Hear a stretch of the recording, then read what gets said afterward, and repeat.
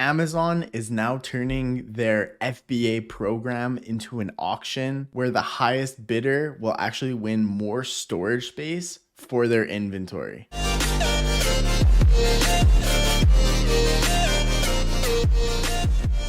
In today's video, I'm going to dive in. We're going to take a look at a trusted source and read up on exactly what Amazon plans to do when it comes to allowing sellers additional inventory space. And we're going to take a look into what that means for you as a potential seller. What's up, guys? My name is Mike Sieben. I am a multiple seven-figure Amazon seller. I've been selling on Amazon using the FBA program for the last almost 4 years now. And recently I heard from actually one of my students, I had to dive in and take a look a little bit deeper, that Amazon is actually changing the way that they're doing FBA when it comes to the ability to get additional storage space and actually go above and beyond your current restock limits. So let's dive in and see exactly what this might mean for you if you are either selling on Amazon already or you're looking to sell on Amazon via the FBA program sometime soon. So here on my screen, we're taking a look at Marketplace Pulse, which is a trusted source for all things Amazon news.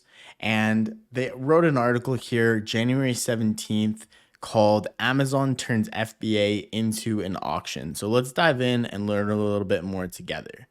So Amazon is turning its Fulfillment by Amazon service into an auction where sellers can bid for extra capacity beyond their existing inventory limits set by Amazon. It's launching this overhauled capacity limit starting March 1st, 2023. So it seems to mean that we aren't actually having to bid for storage space above and beyond our restock limits, but it'll be interesting to see how those limits will actually change or if they'll change at all.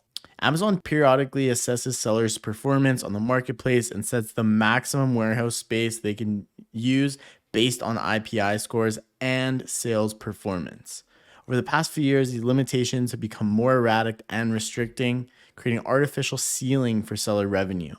Yet selling on Amazon without FBA is nearly impossible, and over 90% of top sellers use it. I know that we barely do FBM or fulfilled by merchant, so I could totally see this being true. Now, Amazon will allow sellers to go beyond the allocated warehouse space by bidding for more. If you have an FBA capacity limit, but could use more capacity for products that you expect to be popular with customers, you can request an increase to your capacity limits. Read Amazon's Capacity Manager help page. In your request, specify the following: how much additional capacity you want for the specified period, up to 20% of your initial limit, or 2,000 cubic feet, whichever is greater. Interesting. So they'll let you do the greater of the two.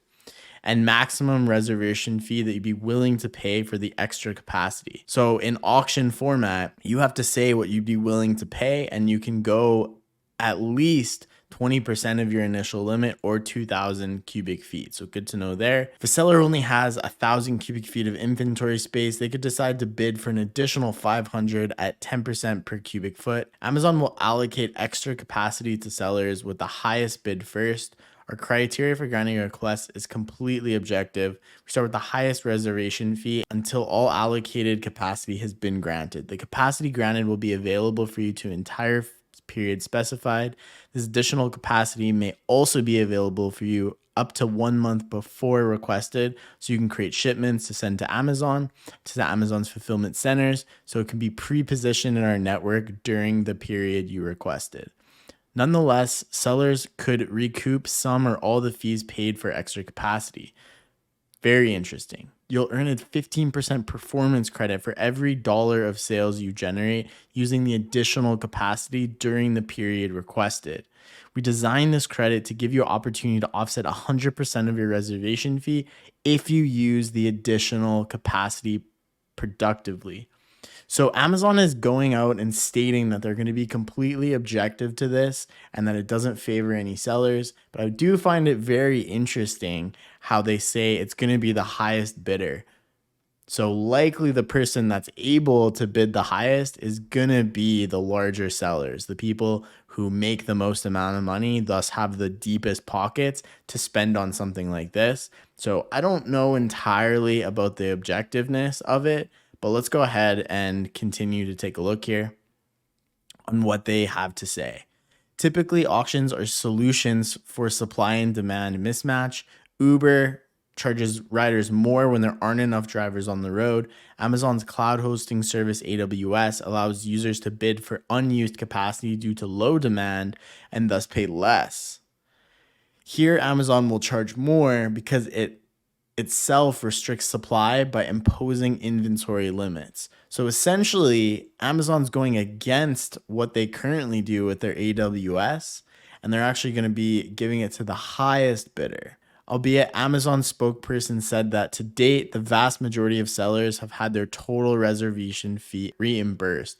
So it looks like they've probably run some sort of beta test or something like that, likely again to very large sellers. And with that being said, the reservation fee is being reimbursed. So this is actually not too bad if you're actually getting your reservation fee reimbursed, which essentially comes all down to the fact that you're actually going to be using your capacity limits. So I don't actually disagree fully with this based on what they're saying, because if you need the extra capacity, you're willing to pay for it, you're willing to make that bid, and you end up using it and getting the money back, that just ends up being a win-win. And it's actually not really the largest seller that gets rewarded, but the smartest seller, or the one that's the most well optimized, which in turn makes Amazon the most amount of money.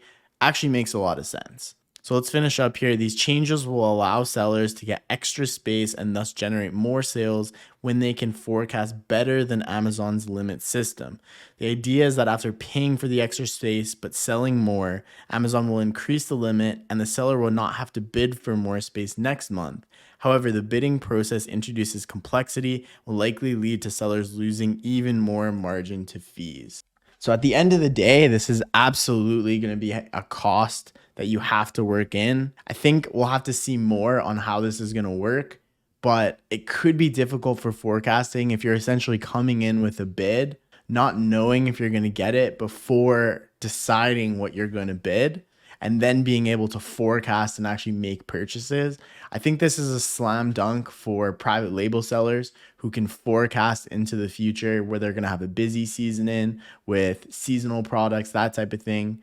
I also think it could be really good for people who resell products that are, again, very seasonal, where they don't sell a whole lot through certain periods of time, but then they're going to see a huge capacity increase and a huge surge of sales, but it'll have a lower restock limit based on the fact that they don't sell the same amount throughout the year. So some examples of this would be people who sell seasonal items like Halloween costumes, Christmas decorations, Easter decorations, anything holidays. Also comes to mind people who are like textbook sellers who are going to be selling the hard copy like college and university textbooks. That's obviously really popular in January and September when people go back to school. So I could see this being a huge benefit for these people. And the thing I'm thinking about here is when these seasonal sellers are selling products, it's not always going to be during Q4, which is the likelihood of a seller needing to have that extra space. The likelihood there is very, very high. So I would imagine the bids are going to be extremely high during Q4. It's also good for a really quickly growing seller. If, for example, you're doing $10,000 or $20,000 a month, you have an influx of money come in, say you take a loan or something like that, you have the inventory to buy, you want to push your business to grow 2 or 3x in the next couple months, you're probably not going to have those restock limits. So it might be a good option to have. From what I'm seeing, this isn't something that Amazon's forcing on anybody, and hopefully it's not going to change the algorithm they have in place for restock limits, forcing you to essentially use this program by restricting. I'm really hoping that's not the case, but the only time will tell. So mark your calendars. March 1st is going to be when we're going to see this change come to effect and when we're going to actually feel what this program actually looks like. That's it for this video today, guys. Thank you so much for watching. If If you guys want more news like this, you like this video, please make sure to give this a thumbs up so we can share the message with more people. As well, make sure that you're subscribed and you hit that notification bell to get notified every single time that I put out a new video with more news and updates just like this. We'll see you guys in the next one. Have a great day and take care for now.